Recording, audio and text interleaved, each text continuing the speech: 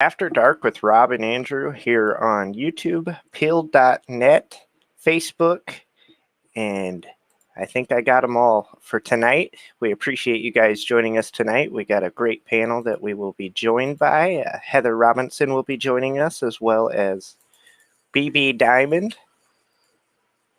We're excited about the show tonight. And you know what I witnessed this weekend, Rob, which was very disappointing, was this incident in Montana with Tucker Carlson, where this guy came up to him and basically badmouthed him, told Tucker Carlson he was the worst person in the world for Tucker Carlson doing his news show. It was completely over the top. And instead of that guy being reprimanded universally, everybody is acting like this guy is just some kind of hero because he went up and confronted Tucker Carlson in a fishing shop when Tucker Carlson was with his family. It was just a really low move. Rob, did you see the Tucker Carlson incident, and what were your thoughts? No, I didn't see the Tucker Carlson incident, but I did hear about it. And I want to say, as you did, thank you all for joining us tonight. We are live again at Pill.net. Usually we are live Monday through Friday on America Out Loud on iHeartRadio and Spotify. But tonight we decided to mix it up a little bit so that you could see, as some people say, our teeth. We want you to see our teeth. We also want you to know that we are of sound mind because Andrew and I have both been using Healthy Cell.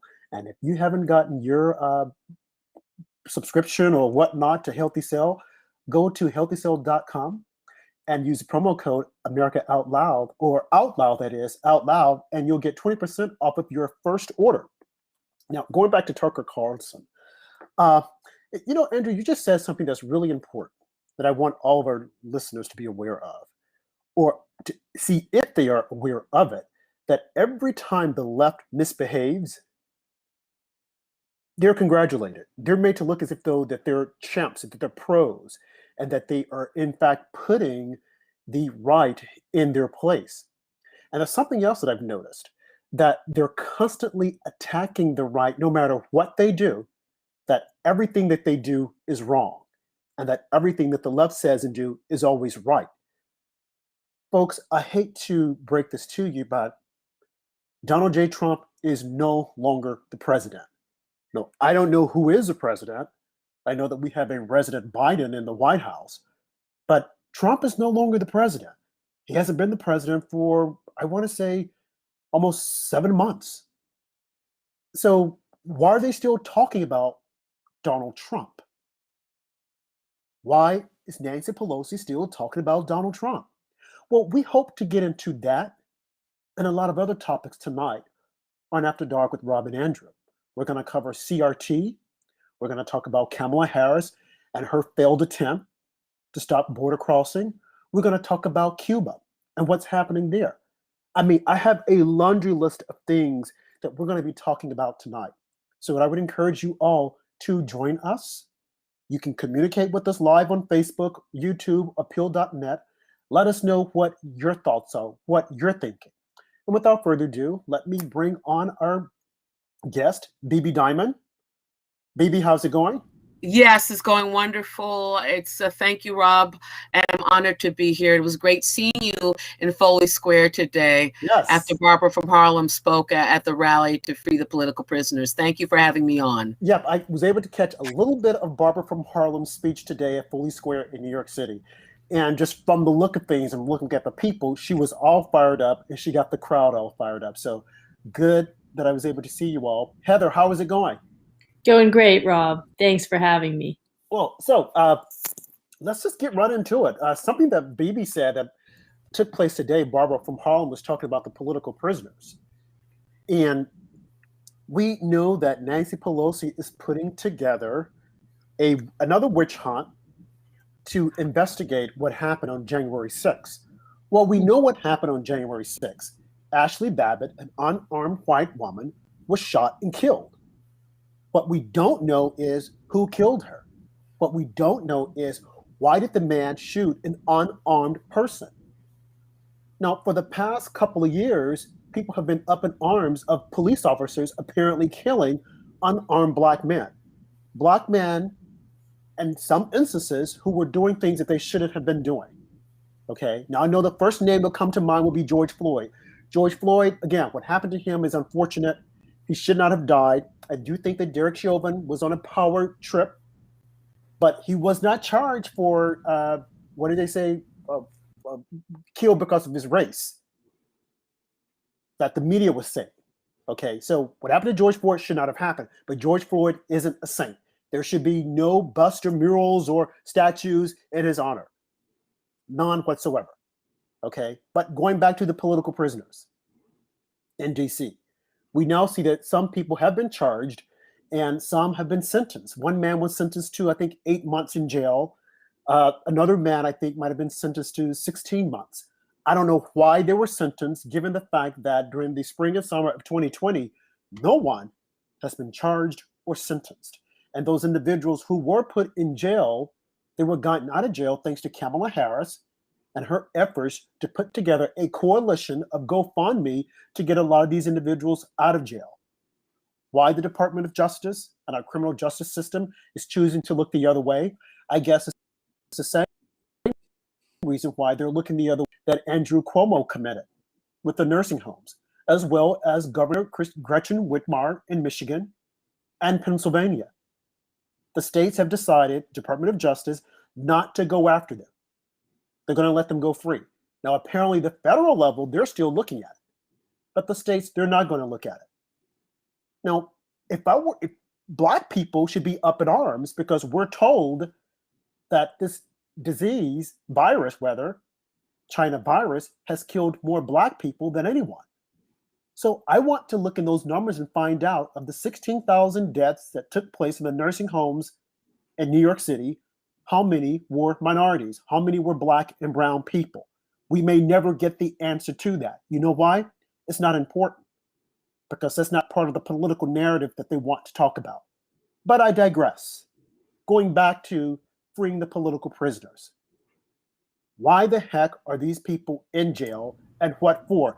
There was no insurrection on January 6th. There was a riot maybe that was created by the FBI, the same FBI that staged the entire Gretchen Whitmer kidnapping. All of this stuff is coming out now, but the media is downplaying it. Back to the political prisoners. Bebe, what do you say? Thank you, Rob. I thought it was powerful. Ashley Babbitt's mother actually called into the rally today, which was very important. Ashley Babbitt was also a veteran. She just wasn't a woman. She was a veteran who served this nation. And if I understood the crowd, from what I heard today, she served 4 tours in Afghanistan.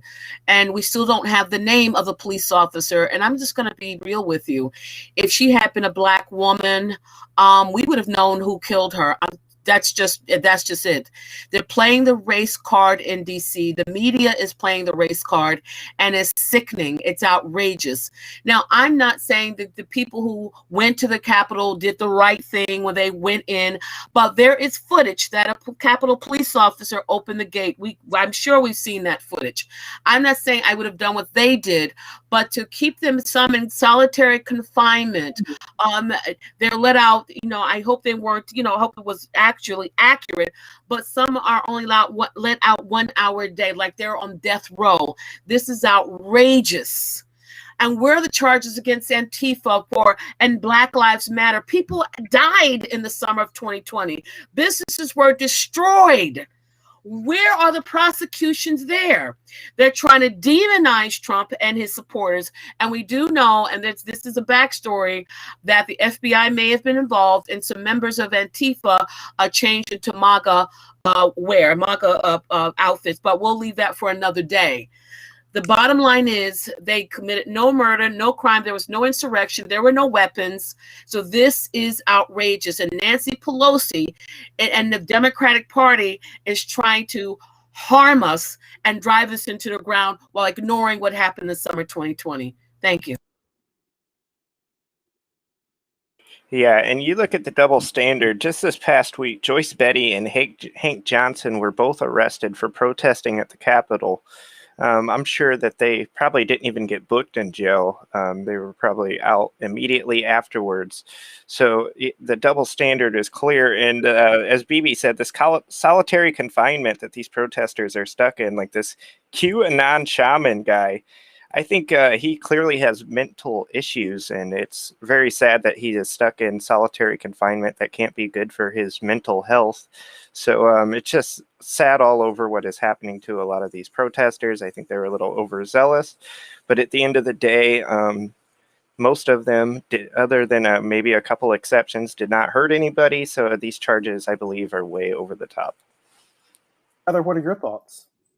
I essentially agree with you guys. I'm not so familiar with the FBI theory. My impression all along has been that that was as you said, Andrew, overzealous group of folks. Things took a bad turn. I think it was an example of how any group can become a mob. And it was unfortunate and ugly and not smart. But I agree with you guys that I think it has been made much of. It was a big deal, but I think that you would think the end of the world was here.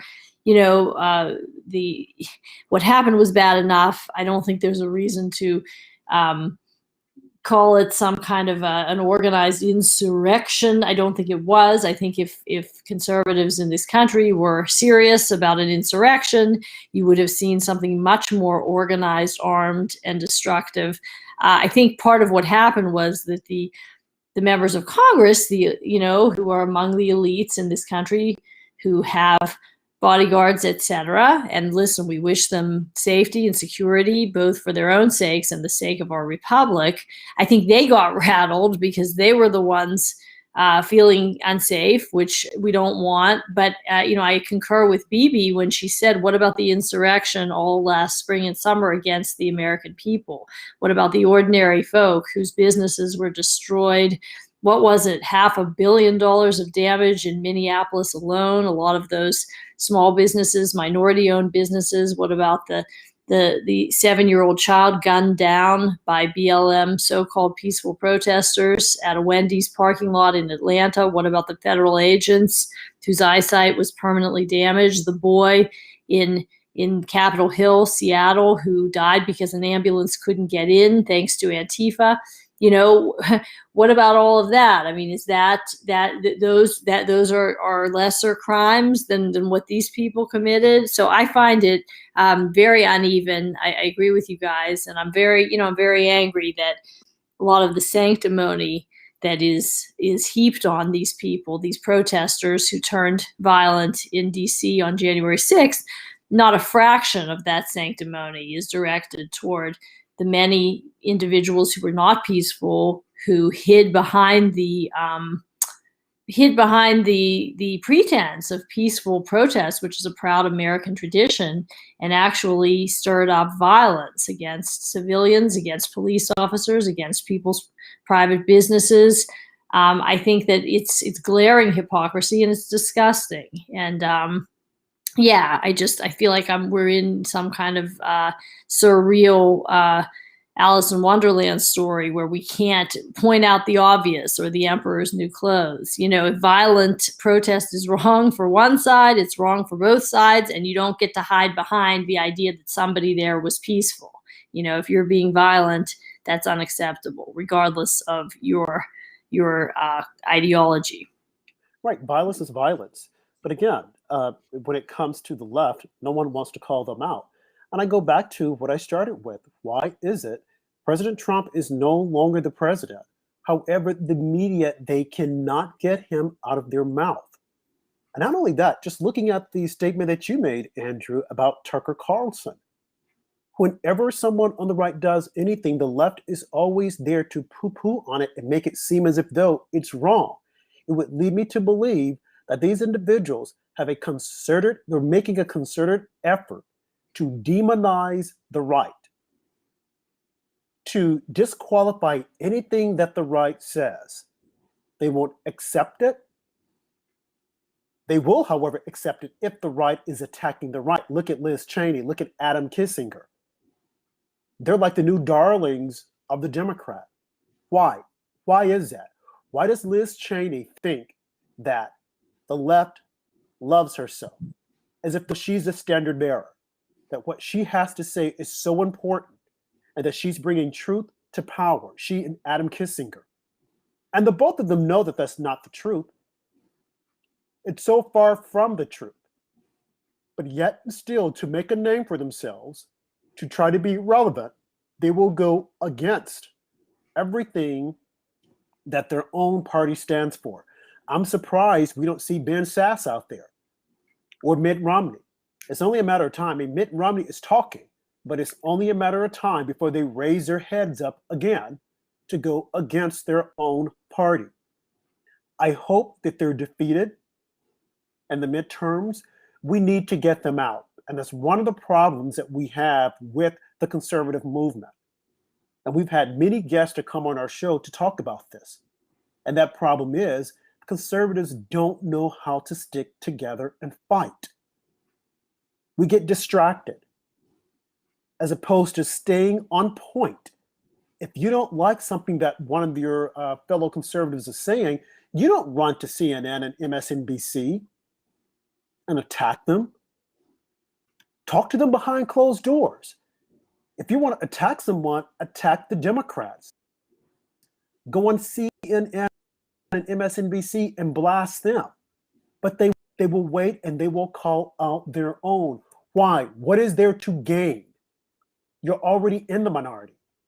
And as one of our guests said, he believes that some of the Republicans, the rhinos, enjoy being in the minority because they're able to raise money. And some would say, but raise money for what? Well, raise money to be reelected and to do absolutely nothing but complain, and playing. There's no truth to power. They're not pushing an agenda. They're not fighting. Look at Marjorie Taylor Greene. I know that many people don't like her, but she has been fighting from the moment she got to the Hill. They've kicked her off of committees. Kevin McCarthy kicked her off, but still she's fighting. She's not allowing anyone to hold her tongue and keep her from talking. Day in and day out. Jim Jordan, they're attacking him still over some high school scandal that he knew about players being abused. And if you recall, one of the players who was saying it, they went to him and started asking him poignant questions that he couldn't even answer. But yet and still, the media will hold him up. And just go back a bit farther. Remember when Sarah Palin was running for president and vice president, how they constantly used her daughter's young boyfriend, Levi Johnston, as a subject matter expert. Think about it. He was a kid, had long since left the family, but they were still using him as a subject matter expert. Brings to mind the creepy porn lawyer. They would have him on TV day in and day out, Michael Avenatti. He was always giving commentary. And about what? He was providing commentary on things that he knew nothing about. He had said once in a tweet that President Trump would be indicted and in jail before his 74th birthday. It never happened. Look who's in jail now.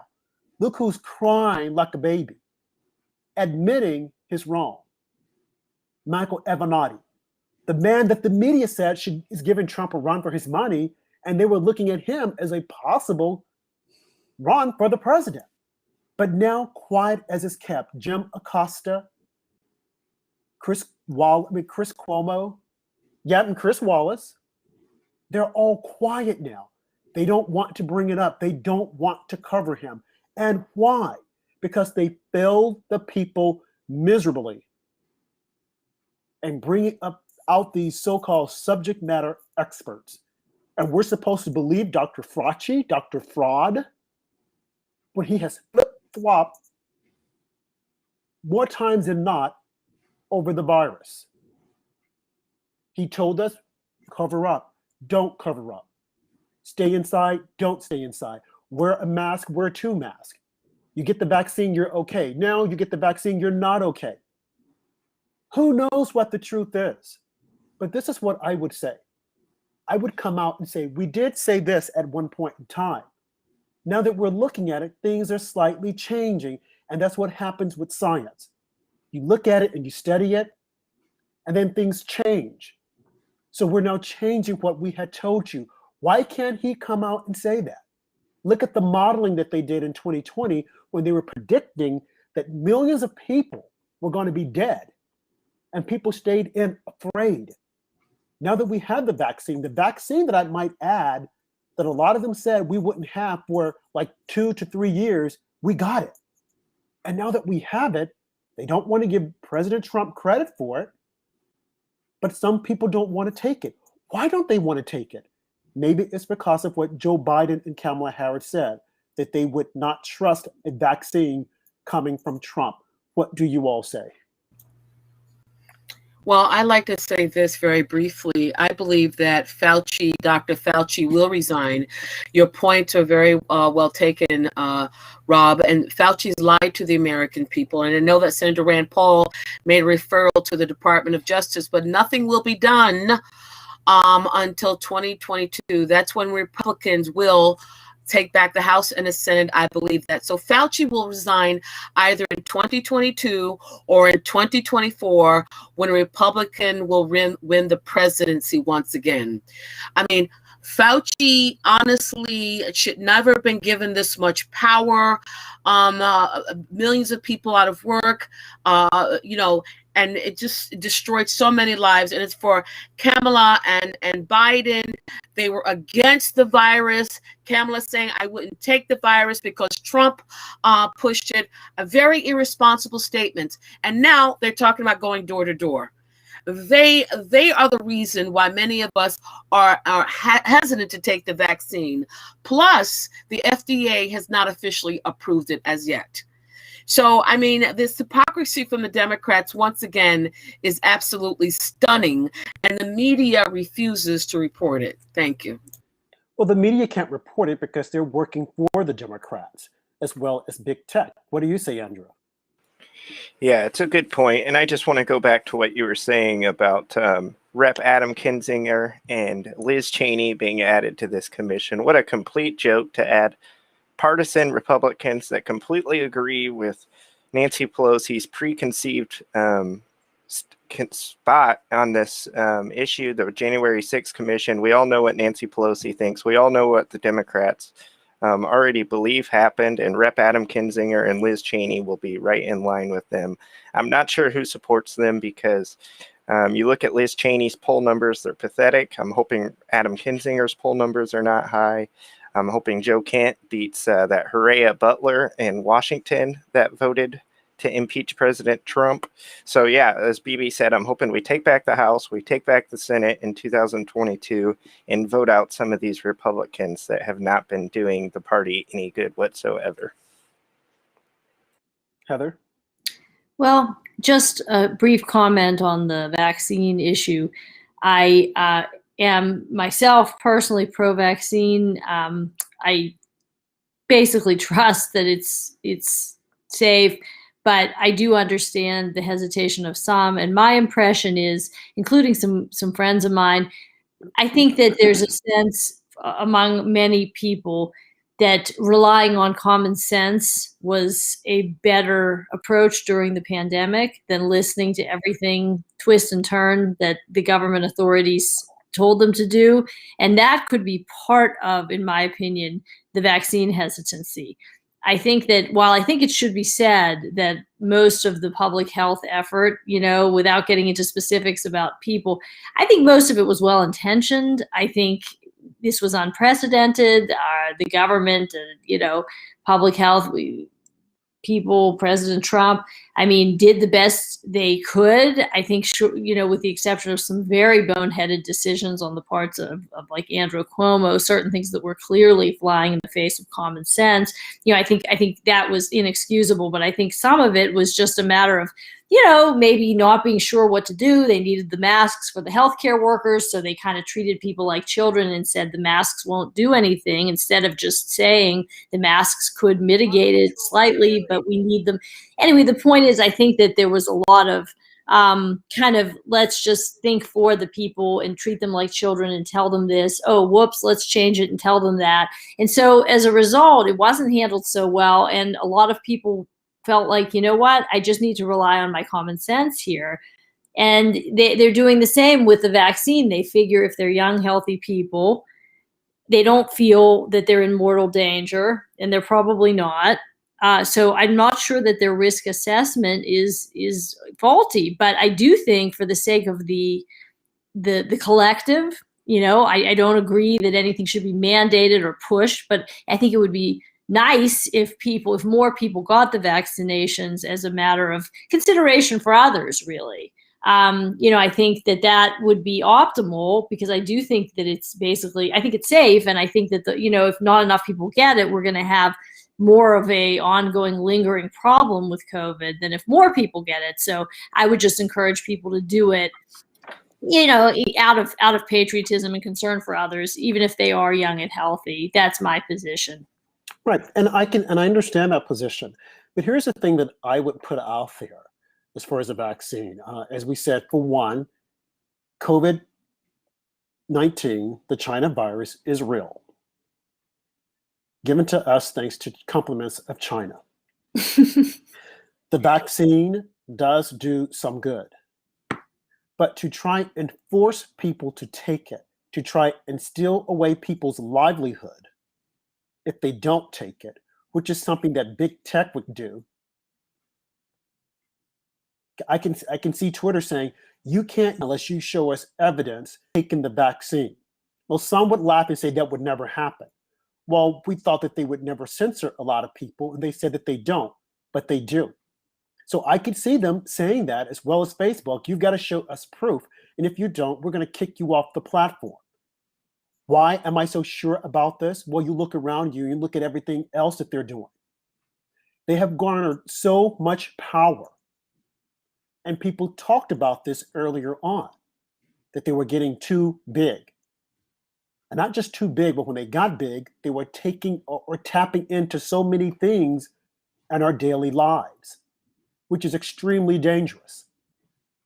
And as I said once before, Maxine Waters let it slip that before Barack Obama left office, he had an entire office, a room at the White House designated to Google and other big techs, and that they were tracking people. And it's still taking place today. I don't trust the FBI. I don't trust Christopher Wray.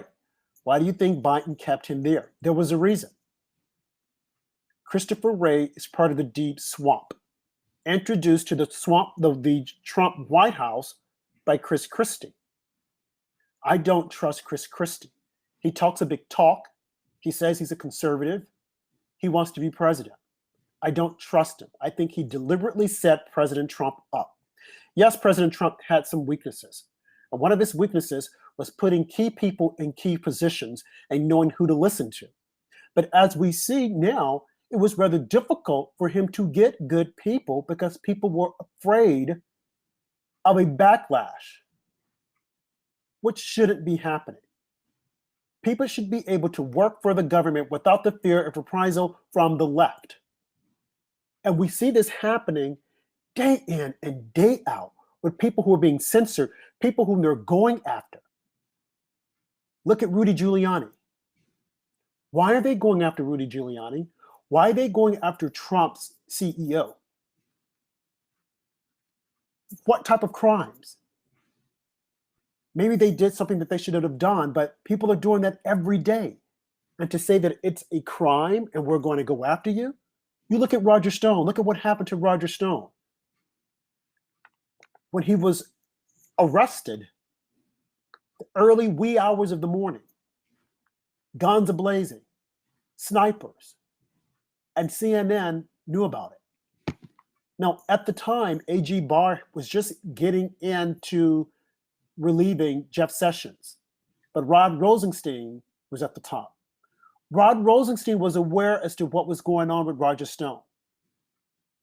AG Barr was made aware of it also. It should not have happened. All they had to do was call the man up on the phone and say, we want you to come in. But the entire theatrics and the money that we, the people, had to put out for that, who was held responsible? Why didn't AG Barr come out and say that should not have happened and the people responsible for it, your heads are going to roll? Rod Rosenstein. Why?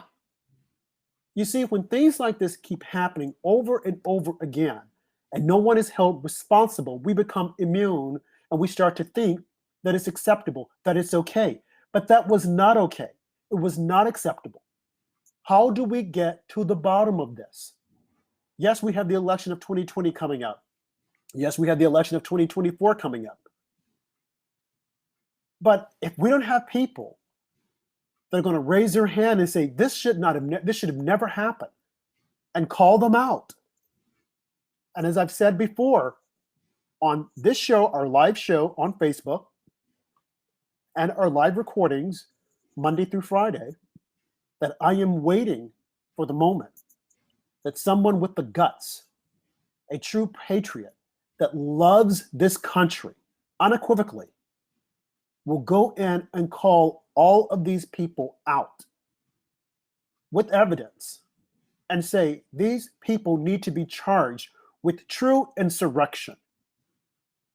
These people need to be charged with true treason, including Adam Schiff, because all of these people work together to take down a United States president, so take down our government. What happened on January 6th, some say, oh, it was bad. Yeah, the few raw people that were out there that were probably implants by the FBI. We've had people to come on our show to say this. And if you listen to CNN and MSNBC, they're saying the exact same thing, but they're saying that it was okay. They're saying that the FBI should have done that, but no, they shouldn't have. To encourage that type of behavior. But again, I am waiting for a true patriot to stand up and to call them all out. I want the truth. And I don't want people going in and saying, we have the truth, but it will not be released for another 50 years. No, we cannot wait, because it will happen again. Look at J. Edgar Hoover.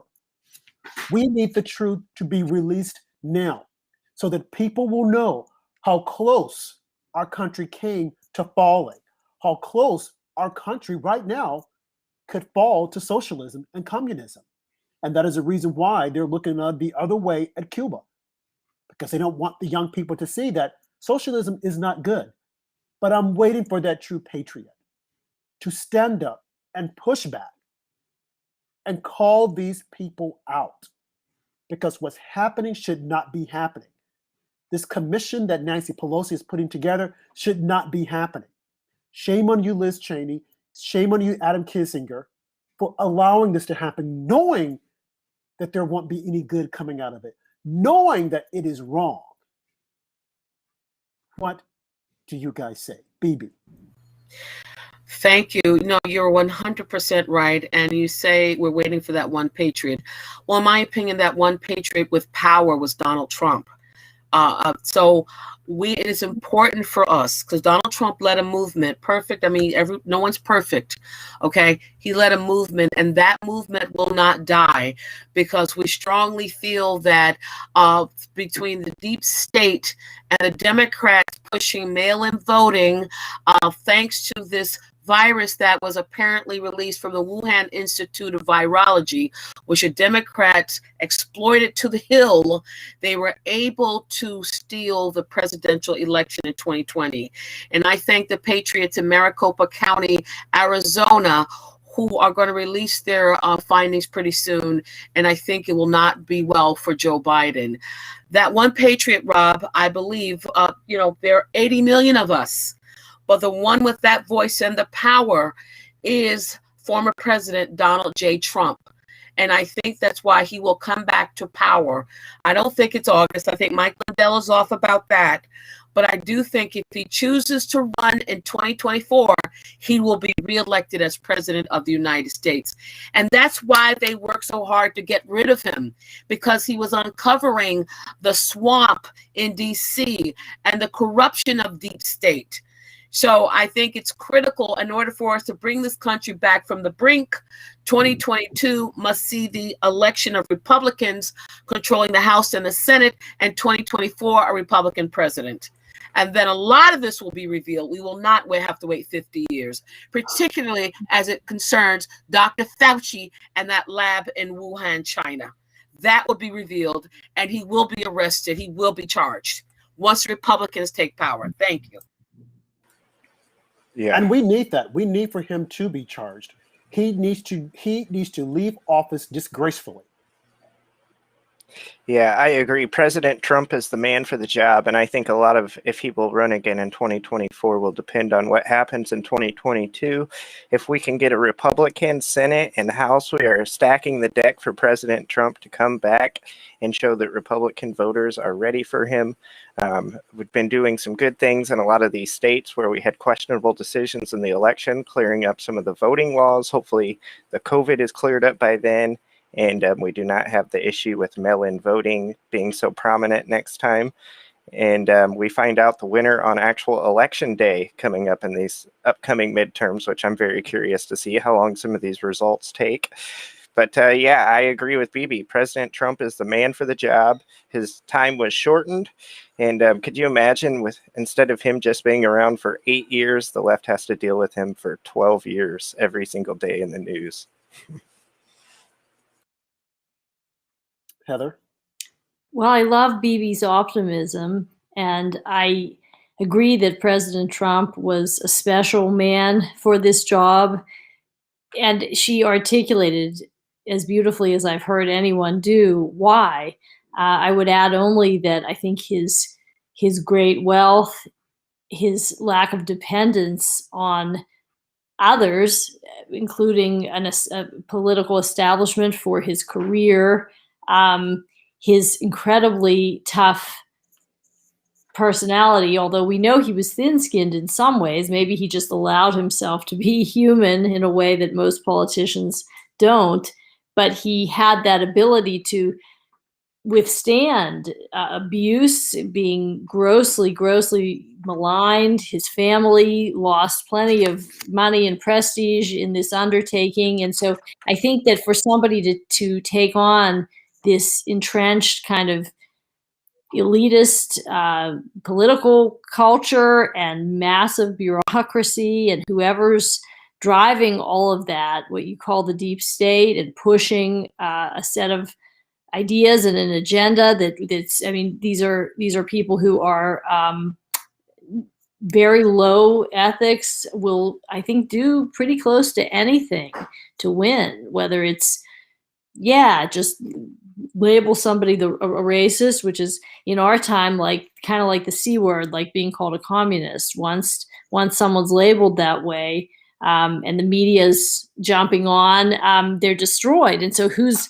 got the character, who's willing to be maligned, whose family's willing to be maligned, who's got enormous resources of their own so that they don't have to depend on an elitist political culture that's corrupt. I mean, really, it was Trump. I don't really know who else is willing to subject themselves, frankly, to all of this, to basically the politics of personal destruction. So I've been feeling kind of pessimistic about the idea that anybody can go up against this. But I do think that a lot of people feel, and whether they've been sold this or whether maybe I have to consider they really feel this way. I mean, some people just felt you mentioned Bebe, Trump wasn't perfect. Nobody is.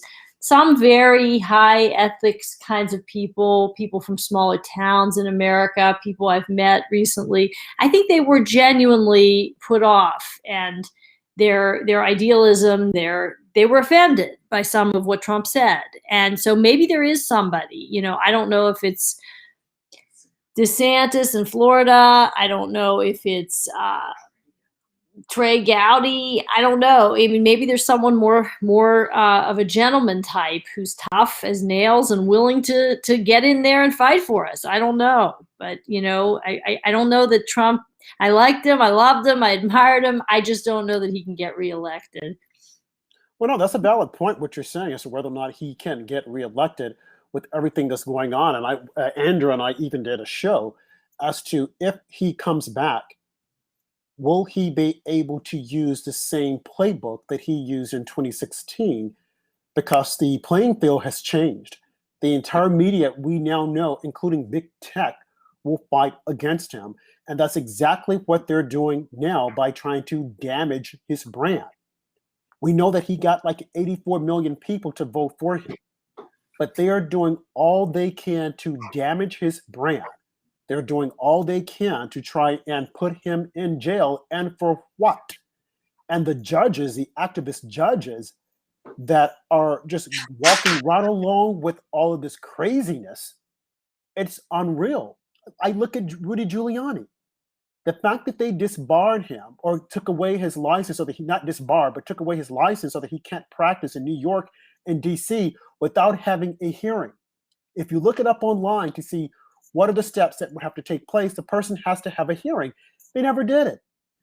It's very all odd. this stuff, all the things that are taking place against conservatives, it's like, but you can't do that. But no one is standing up. No one, meaning a judge or a lawyer, because they're all afraid. They are afraid of what people will do. Very scary. Very scary. This is like we're living in Hitler, back in Nazi Germany. I don't know if I'd go that far. I'd say more like. Oh, I'm going to go that far. Mm-hmm. Because it only, again, people were asleep. They looked the other way, and we say that it can't happen. We never would have thought that a lot of our rights would be taken away. But you look at what happened in 2020. I know that when you mention the name Hitler, you think of the atrocities, and there were many, unconscionable. But we're slowly marching in that direction. The people I would that say we've more had like on our show. Go ahead. Oh, I'm sorry, Rob. I was just going to say I would analogize it more to what I've heard about the Soviet Union under Stalin or Maoist China. I want to make it as scary as possible. The individuals that we've had come on our show from Venezuela by way of Cuba, and they're all saying the same, not having spoken to each other. They're saying that America is the last beacon. If America fails, what happens? The rest of the country falls. And I remember the man who spoke during during the Republican convention. It's a very powerful speech. And he said that his family said, we come to America because there's nowhere else to go. And for us to sit here and take these rights for granted, for young people to say, I'm embarrassed to be an American, and you say, why? And they can't give you a solid answer, while you have people overseas waving our flag, wanting to come here, saying that no, America is the place. You have Mexicans that are coming, and not just Mexicans. When we talk about the southern border, because it's more than just Mexicans. I heard a report today that there are people that are coming to that southern border from Africa, from the Middle East, so many different countries, but they're doing it by way of Mexico. Mm-hmm. So you think of these people that are coming here. Are they coming just to get a taste of our racism? Mm-hmm. I mean, right. let's just think about it. Let's just really think about it. That's an excellent point. Because the left, they're constantly saying that we're racist, we're systemically racist, and that if you're a minority, especially if you're Black, you can't make it. Whereas you have Africans that are coming here, and they hear this. I tutored a guy from Senegal, came here to America, could not speak English. I was teaching him the basics. He would listen to me talk, and then he started learning to speak English. I had like a first grader reader book that you would teach a first grade, and just going through some of the things with him. We lost contact. We made contact like about 2 years later, and this guy from Africa had opened up a store, a successful hip hop store in the Bronx. A true African. Okay. So it begs the question, why didn't systemic racism stop him? So you have all these people coming over, as I said, because they want America. If you can make it here, you can make it anywhere. They want the American dream. They're waving our flags. But the left, they're constantly feeding us a diet of racism. They want to build it in our schools with CTR. They want to tear down. If you have this, I saw the other day some woman talking about, if you have this, we'll come in and we'll have to deconstruct. Deconstruct what? All the while, when you look at the news, day in and day out, who's committing the crimes? We defunded the police. Who's committing the crimes and where are the crimes being committed? You have to speak truth to power. I don't like it. I don't want to see it, but it's there. they're black and they're brown people. Yes, white people do commit crimes. But if the media is constantly feeding us a diet that there's systemic racism, and when a crime is committed, and we see the pictures, they roll the tape, that they won't tell you the color of the person, they won't tell you the ethnicity, but we can see with our own eyes who they are. The attacks against Asians. It's not the boogeyman. It's not the white man. It's the black man. Okay, let's just be honest. And until we can address that, until people can just come out and say, black people, stop. Now, I've gotten onto conservatives also, for always bringing up Chicago and not having a solution, for bringing up Chicago and not going there to say, hey, there's something different.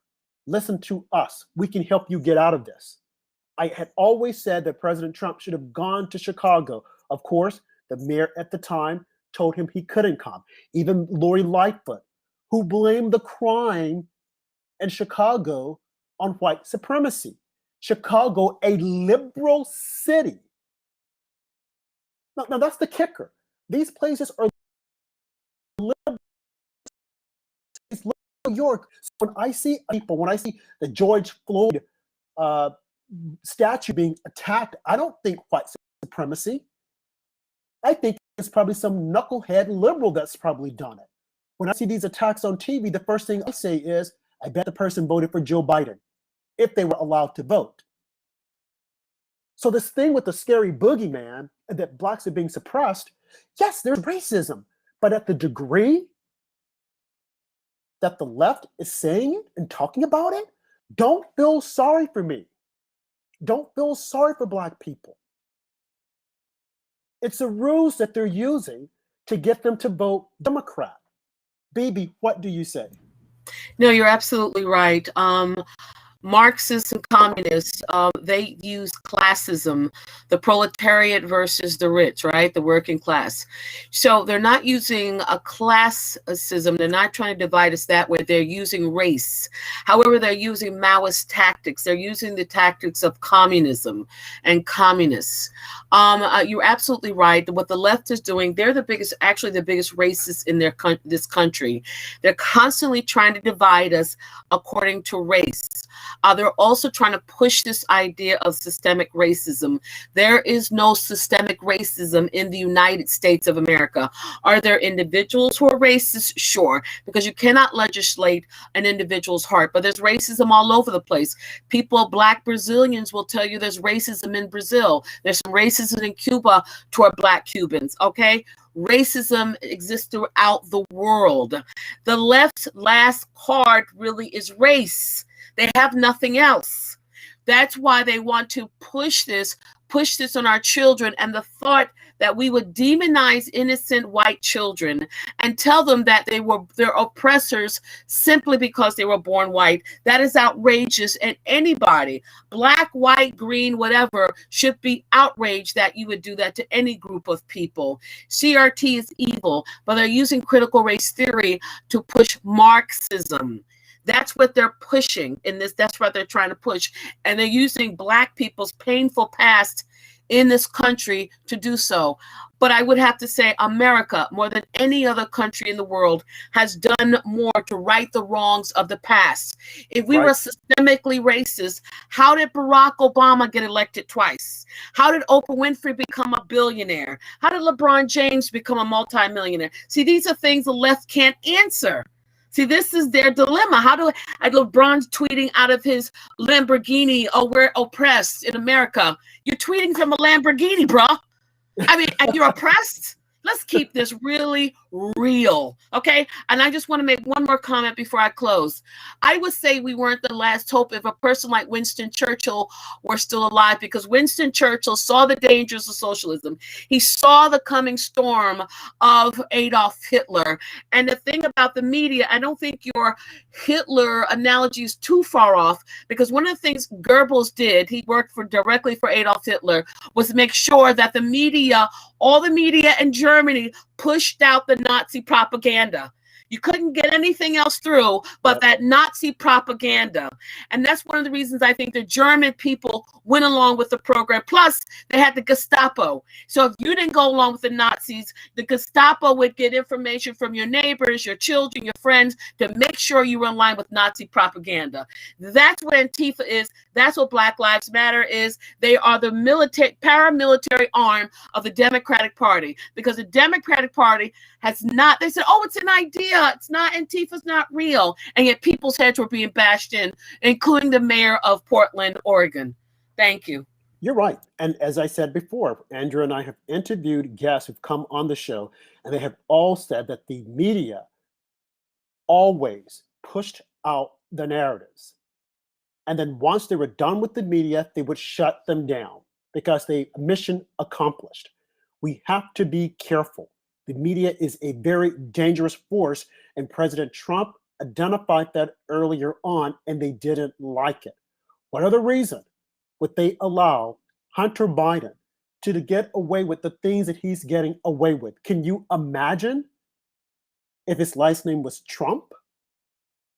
Selling artwork? I mean, his artwork is going to be more than a Picasso.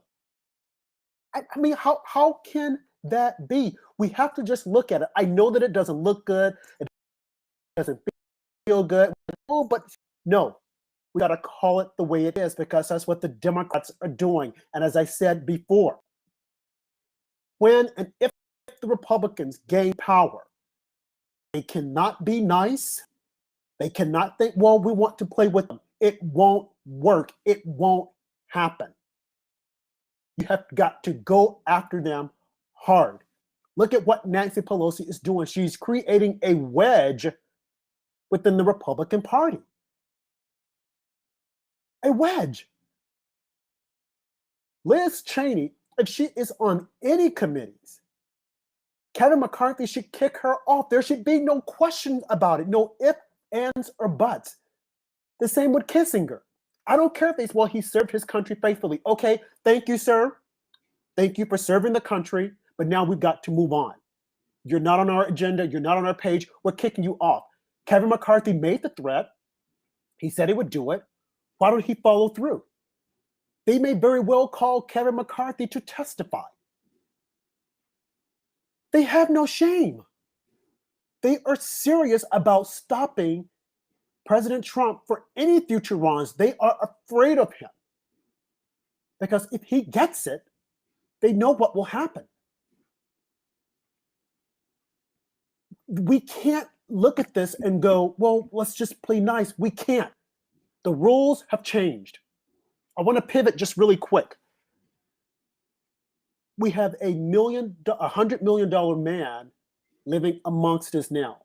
His name is Vance Jones.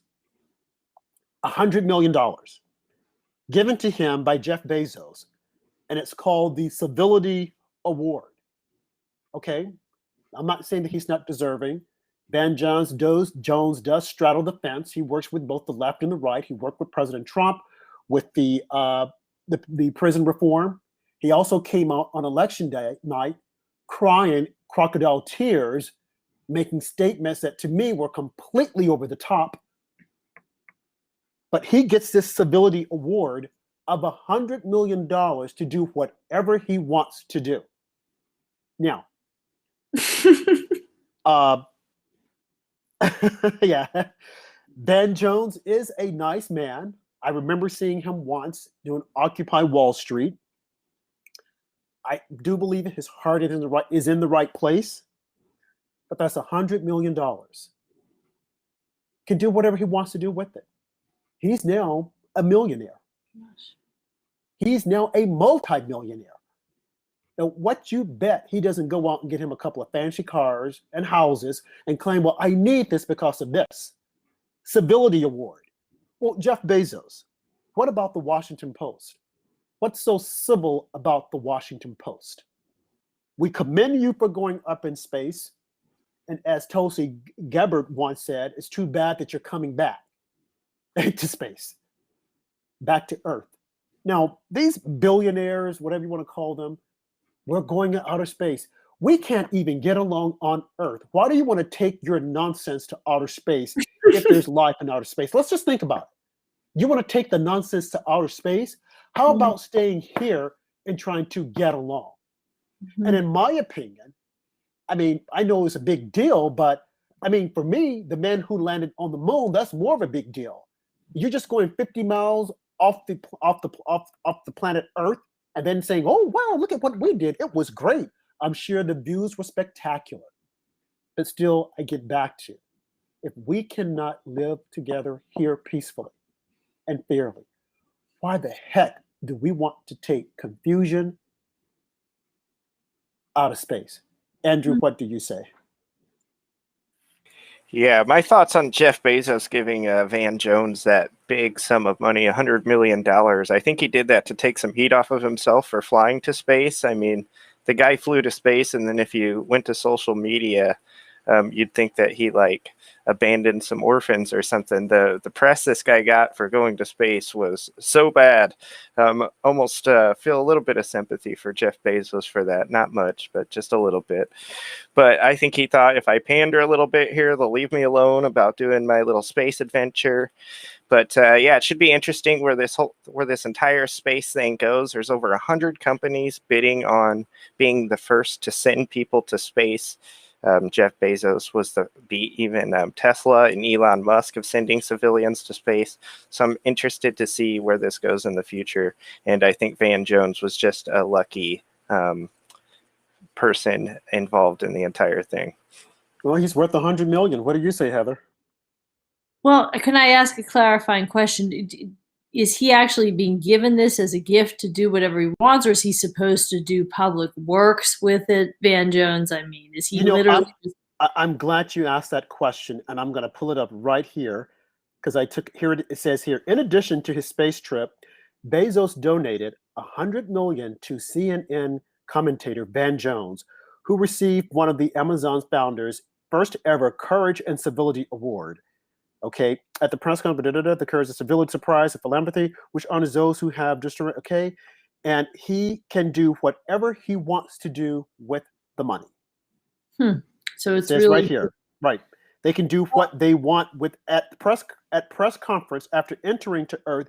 Bezos explains that Jones and Jose Andreas, who's a chef, are free to do what they want with the money. What they want with the money. Here it says they can give it all to their own charity, Bezos said at a press conference, or they can share the wealth. It is up to them. So I don't know. I'm inferring from that he's supposed to at least ostensibly use it for some kind of charitable works as opposed to, but I hear you, Rob. Wait, well, I'm laughing when you say, a charity of his own, because people create charities all the time and then they pay themselves these exorbitant fees. Like, well, I've got to pay myself. Look at what's her name? The woman from Georgia. What was the lady's name who ran for governor, who's still out there? Stacey Abrams. She has, and a lot of people are completely unaware of this, and the media won't report it. But again, I always say, do your own research. She has created a half a dozen charities. And from each of the charities, people pay into them because she's saying that she's trying to get the vote out and she's trying to help people vote. But in the process of creating those charities, she pays herself a handsome salary. Oh, yes. Listen, this is a big industry.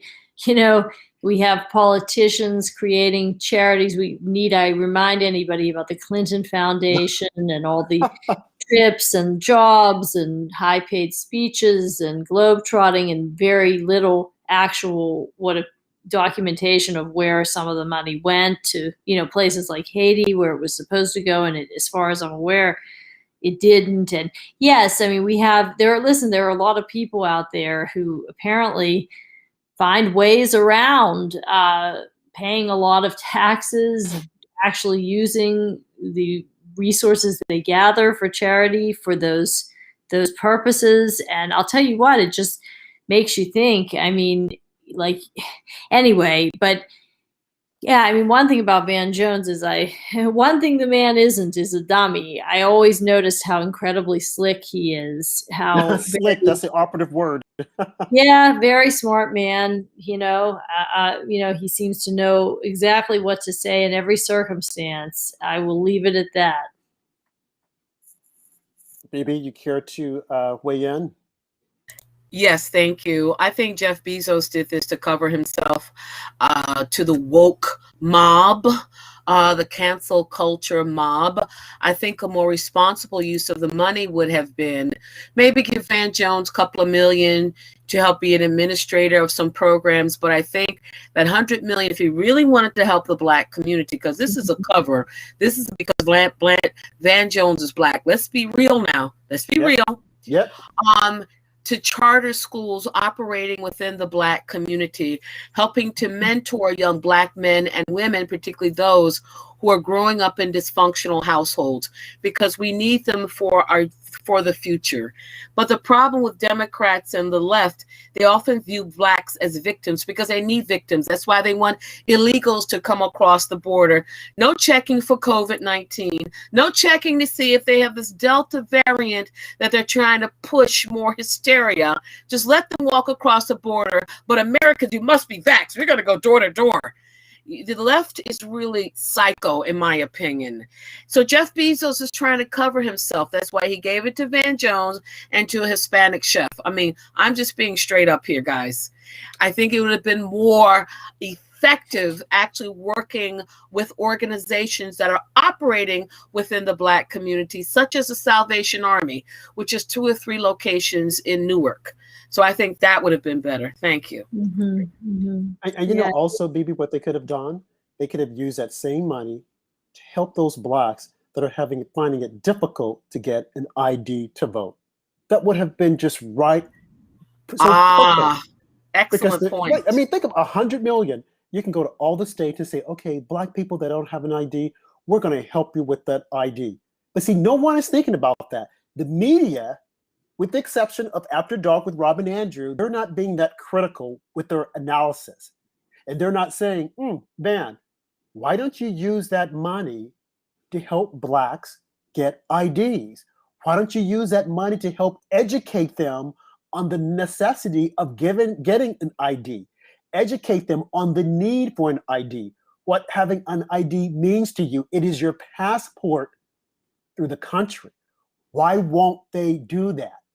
They won't, because Van, as smart as he is, and as Heather said, I love the word slick, because he's a smart man. He will use that money. And I do think that he'll probably try to help some people out. Don't get me wrong. But some of that money will be used for administrative fees, to create his staff, and to pay himself 100 million. And of course, Jeff doesn't need the money. He could care less about it. But as Bebe said, it is a cover. We're going to give it to him. Can't give it to Al Sharpton. Now, Al is probably mad right now. He and Jesse Jackson. I'm sure they're mad as wet hens that he didn't give the money to them, because they could have used that money to get some more expensive suits and do whatever. But he's going to give it to Van. Van, I hope you have high morals and that you will do the right thing. But the first thing I think you should do is to use some of that money to help the poor Black people that don't have IDs. Help them get IDs. Heather, you were about to say?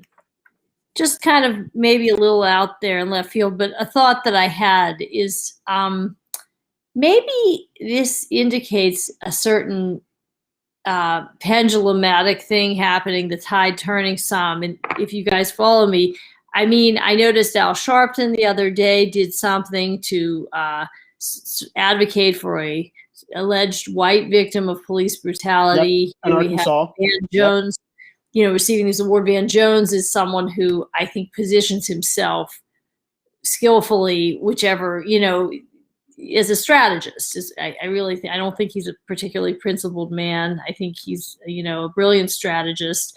I think maybe some of these individuals have their finger in the wind and have a sense, whether it's Jeff Bezos or Al Sharpton, that maybe the country is finally starting to get fed up with racism disguised as anti-racism. And this hard left program, whether it's the critical race theory being pushed on the little kids, you know, all these things. I mean, there's maybe starting to be some grassroots kind of pushback, not just among the real conservatives of the country, but regular people maybe are starting to finally say this is getting too extreme for us. And, you know, maybe the tide of that is turning and common sense is returning some, perhaps. I don't know. I mean, because they seem to be kind of trying, I don't know. It just seems like they're trying to kind of to get ahead of something, you know, and maybe, I mean, these are very clever people, I think,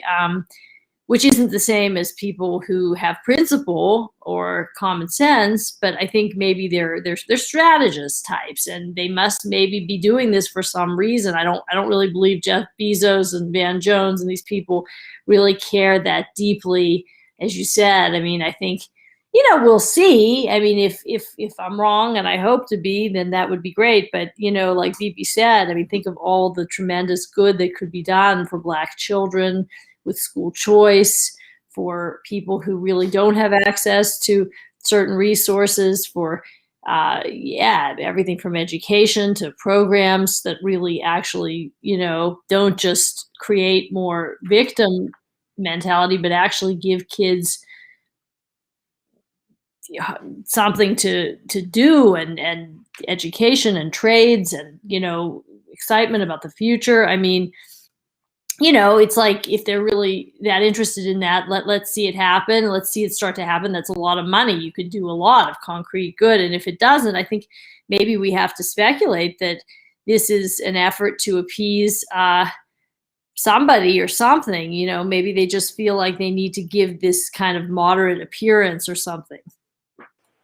Yeah, I think a lot of people are tired of the racism narrative, but it's just so amplified on social media and the news today that they try and keep it in the narrative and on people's mind as much as possible. But I think average Americans don't really worry too much about racism or think America is a racist country. Most people just like to go about their normal lives. So I would agree with what you're both saying. I don't believe that the pendulum switch is swinging the other direction for Al Sharpton, because he needs victims' oppression in order to get attention and to make money. As far as Van Jones, like I said, I think that his heart is in the right place. He does straddle the fence, but time will tell as to what he does with the $100 million. I would also say, why hasn't the Black billionaires like Oprah, LeBron James, and Tyler Perry, why haven't they thought to do the same thing, to put together money to help or aid those poor Blacks that can't get IDs, to help them with IDs? Why are they waiting around for the so-called government, knowing that the government could switch and become conservative again, the government that they claim is racist? See, it dispels or debunks or disqualifies, rather, everything that they were saying as far as racism, because there are ways to address it. If they feel that there is a group that's trying to suppress another, they have the money to go against that by helping those oppressed individuals get what they need to vote. But they don't, and they won't, because they need for people to be oppressed. Why must people be oppressed all the time? And that's the thing that isn't good, that we're constantly looking for an oppressor and the oppressed. Because as long as you can find those individuals, you can get them to do whatever you want them to do. Another topic that I want to mention is Biden's speech, the town hall that he gave on CNN with Don Lemon. Once again, the media came out and said, oh my God, he just knocked it out of the water. In fact, while he was giving the speech, there was someone on Twitter who was saying, oh, he is killing it. Killing what? Stumbling over himself? They asked him about 12-year-olds being vaccinated. He couldn't even articulate a direct answer, a response. A Black couple was asking him about the virus in the Black neighborhood. He didn't even have a response for that. So how is he killing it and knocking it out of the water? Anyone want to take that? Well, I think it's strange, honestly. The media, they're so corrupt.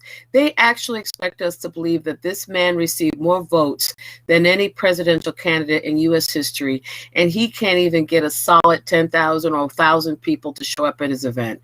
This is outrageous. It's clear that Joe Biden is in mental decline.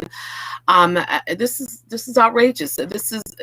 I it's hard for me to actually put into words that we are in this time period. And I happen to believe that there may be a chance that Joe Biden will not complete 4 years as president. Thank you. Well, yeah. Well, as you said, BB, I mean, he can't put together a sentence, and we're told to believe that he's on top of his game. He had control of the town hall, and he did it. And Don Lemon never came back with any.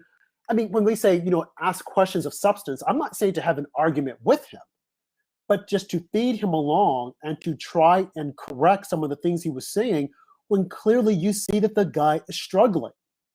I lay this at the foot of Jill Biden. Why isn't Jill reeling her husband in and saying he can't do this? Is she so drunk with power? Does she want to be the first lady that bad that she's willing to sacrifice her husband? I mean, well, what does she have to lose? She knows that the media is going to give her cover.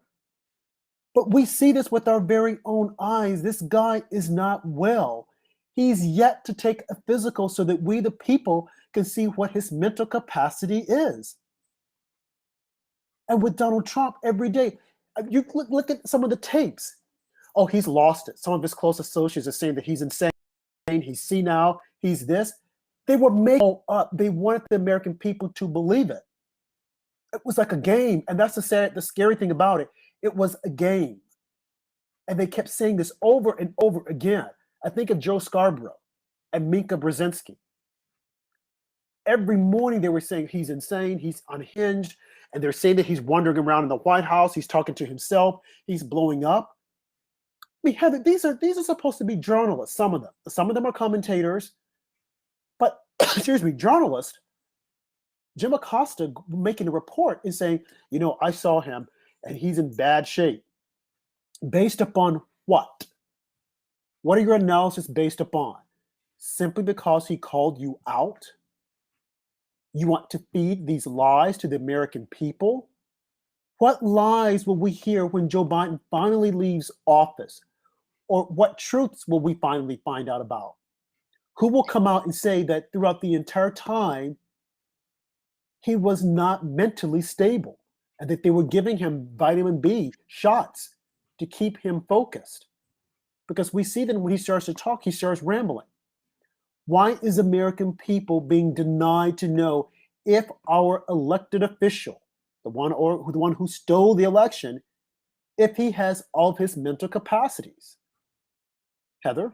Well, I don't have trouble believing really that Biden may have won, because I don't think it was really about Biden.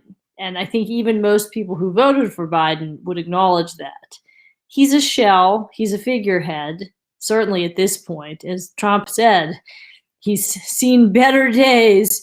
If he ever, was competent, he isn't now. He was never a particularly brilliant or great leader in the past. I mean, he was picked because of it was a strategic pick on the part of whoever's really in charge in the Democratic Party and whoever's behind them.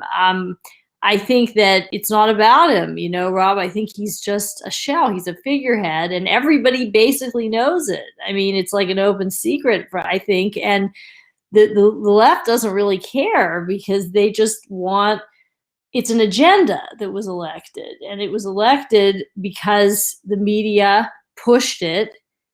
And a lot of people got very whipped up with the hatred of Trump, as we know. So this was a vote not for Joe Biden, but against Trump, is how I saw it. And he was just like a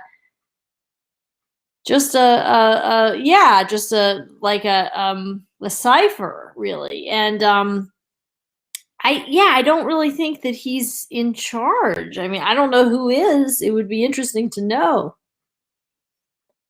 Well, you're right. Now, No, I agree. I agree. And I just don't think Kamala, I'm sorry, Rob, I don't think Kamala or Kamala has the mental capacity in terms of intellect.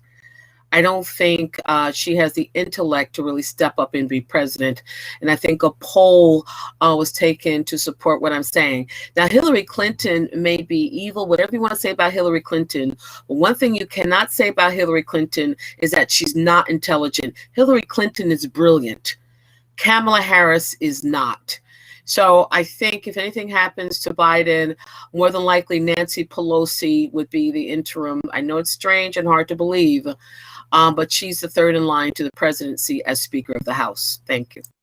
That's I never thought about that. I mean, I don't think that Kamala has the what it takes to be the president. Willie Brown even told us that. You look at when she was never ready for prime time. When she was running for the presidency, she never got a vote, and she dropped like a rock in water after Tulsi Gabbard just like hauled her out. She had no defense. She couldn't come back. So that's scary to think that Nancy Pelosi, because I question her mental capacity also. And that just goes to show that I have no confidence at all in any of the Democrats. The way they have performed these past couple of years it's an abomination. The way they have gotten big tech to go out and censor people and to label people un-American when they clearly don't like America. But the way they have managed and continue to try and label the enemy of the people, when all along we see them marching toward socialism. I don't see them as being the Democrat Party anymore. I see them as being the Socialist Party. They're openly embracing socialism, communism. And it's scary. And I don't know. And this is just how many months? 7 months into the Biden administration. It doesn't look good at all. And it goes back to what I was saying earlier on. We need someone who's going to call this out, to put the brakes on it. I mean, from day one, they were saying that when Trump was in office, that someone should invoke the 25th Amendment. And no one has said that about Biden. Trump never came out stumbling over his words. He never came out not being able to identify his cabinet members, not knowing where he was, not having a command of the topics, not sitting down with world leaders and reading from a cue card. But when we see this, we're told, oh, he's knocking it out of the water. He's on point. He's sharp. But we know that that's not to be the case. We see it with our very own eyes. Our eyes aren't deceiving us. Mm-hmm. We don't even have to see it when he's talking, and you can hear him stumbling. And then for them to say, and this, I'm glad I just thought of this. This is really horrible. For them to say that he stutters, he's a stuttering problem. I mean, that is a slap in the face of individuals who do have speech impediment problems, because that has nothing to do with what's going on with Joe. When he started stumbling during the debates, they immediately, I remember Jake Tapper came out and said, well, you know, Joe has a stuttering problem. He's had this for a long time. No, that is a lie. Stop it. It is a straight up lie. And it's embarrassing. And it's a slap in the face of those individuals who do stutter. It's a cop-out. And they shouldn't do that.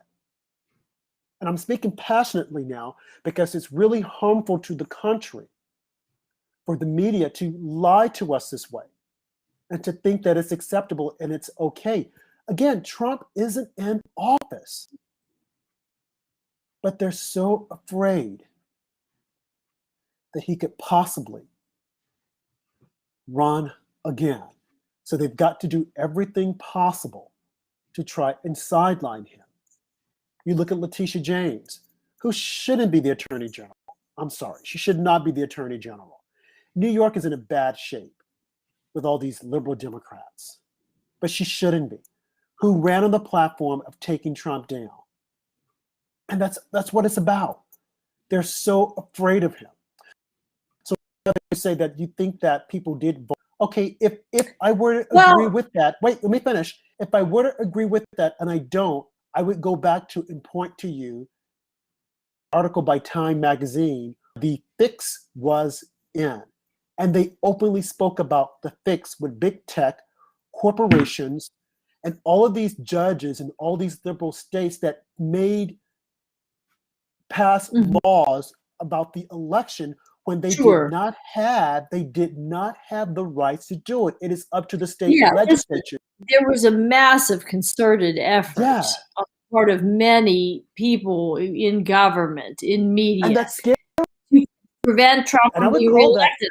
I don't disagree with that. I'm not saying. I mean, I think we may never be able to completely quantify what happened. All I'm saying is there were hordes of people who were whipped up, as we all saw, into such a state of hysterical hatred of Trump because of all this propaganda, basically, that, I mean, it wasn't really a mystery to me that a lot of them ran out to vote, and they didn't even have to run out. They just sent in their ballots. I mean, they believed Trump was Hitler, many people, or that he was, I mean, a friend just texted me, wasn't it Van Jones who got on TV and said, I'm very afraid of tomorrow. I'm afraid for my kids the night that Trump was elected. I mean, this is a big commentator talking about he's frightened for his children, like stoking all this fear and anxiety. We don't have to relive all this. We know, I mean, this was a massive, I don't even know where, I mean, I don't know where it really initially emanated from, but I do know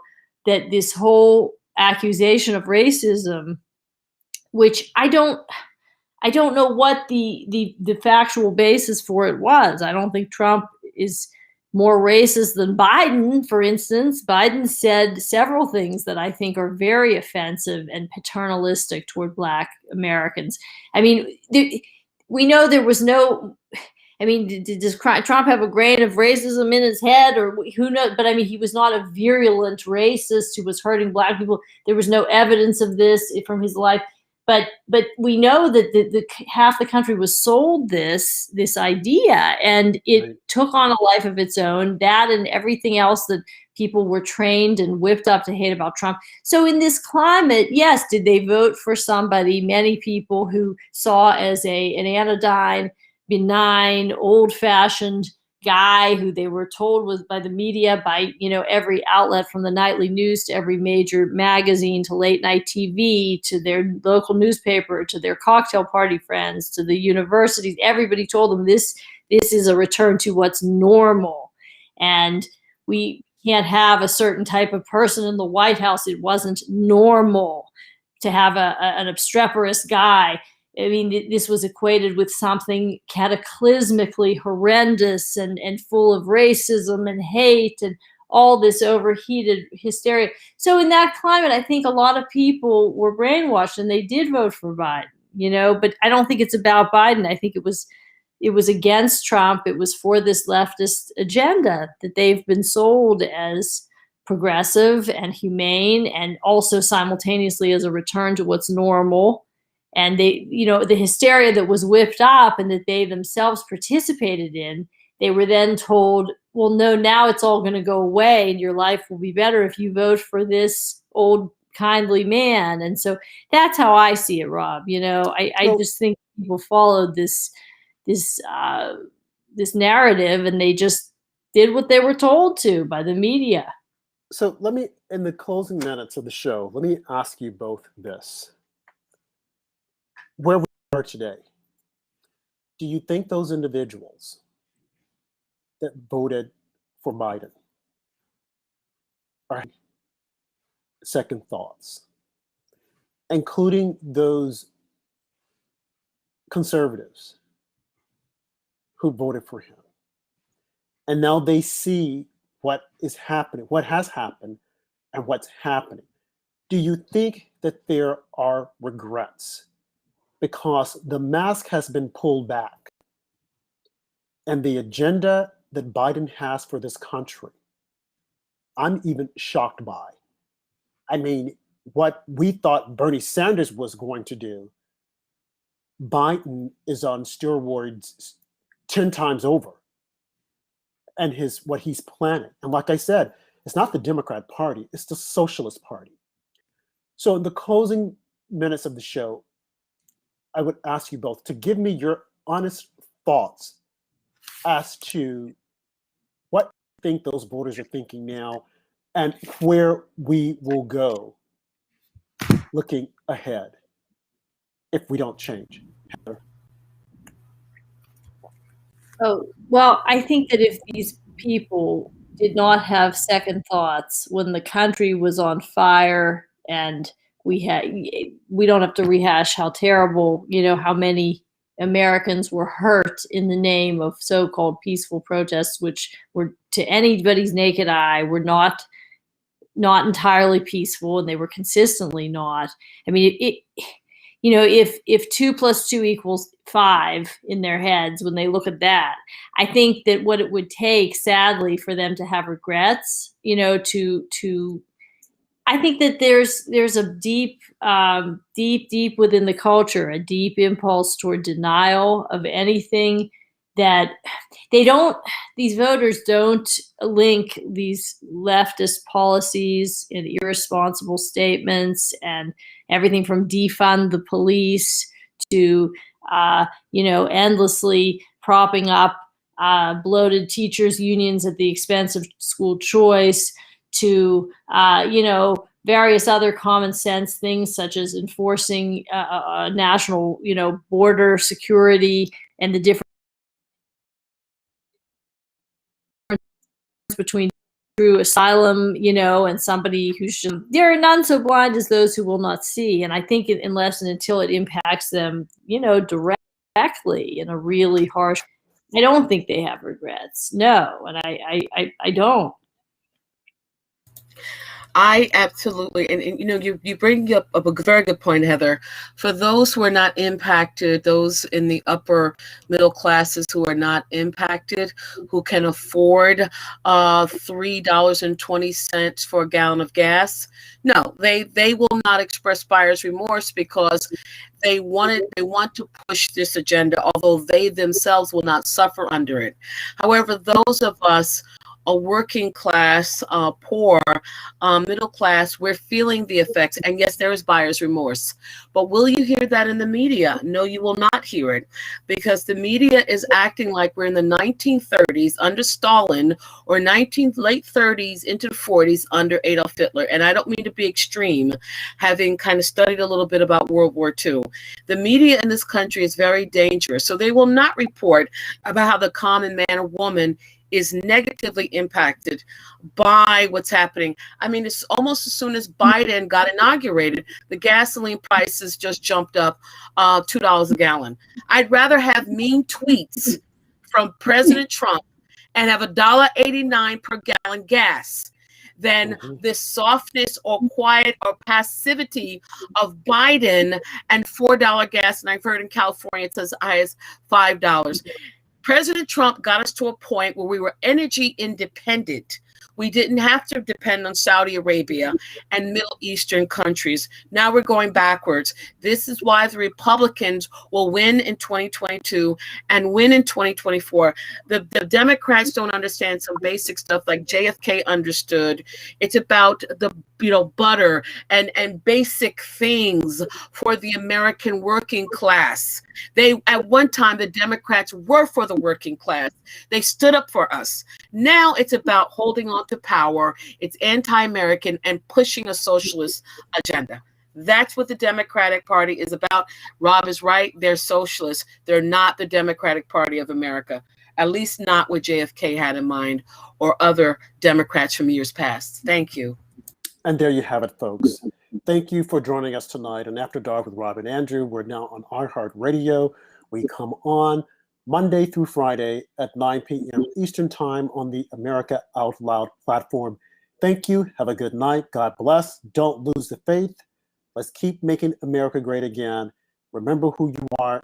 Do get out and vote when it's time to vote. And please share the replay of the broadcast and support your fellow conservatives, because we can't do it without you supporting us. We need you to support us. We need for you to spread the word and share our links. Good night. God bless.